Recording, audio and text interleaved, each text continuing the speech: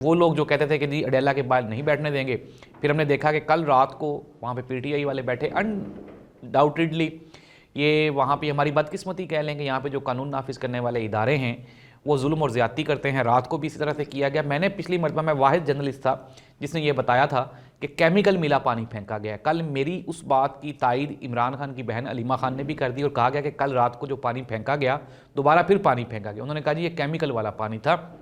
और अल्लामा राजा नासर अब्बास साहब भी वहाँ पहुँचे, पीटीआई के जो एमपीएज एमएनए इलेक्टेबल्स हैं वो भी अडेला जेल के बाहर पहुँचे, रात गए, ऑपरेशन हुआ और फिर दोबारा वही टॉर्चर, पुलिस गर्दी, पानी गर्दी और इस तरह से जो मुख्तलिफ हीलों हरबों से वहाँ पे जो पीटीआई का जो धरना था उसको खड़ा करने की, उनको वहाँ से भगाने की कोशिश की गई।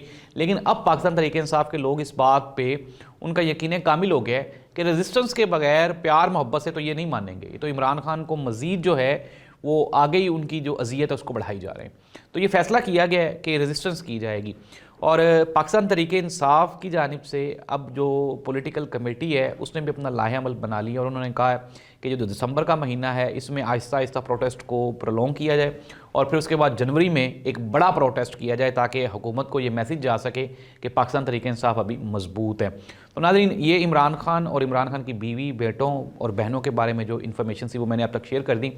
और आपसे भी रिक्वेस्ट है कि आप भी इमरान खान से इजहार यकजहती के लिए नीचे कमेंट में जाके तो आप भी अपना मैसेज रिकॉर्ड करवाएं ताकि आप इमरान खान के लिए कोई आवाज़ उठा सकें।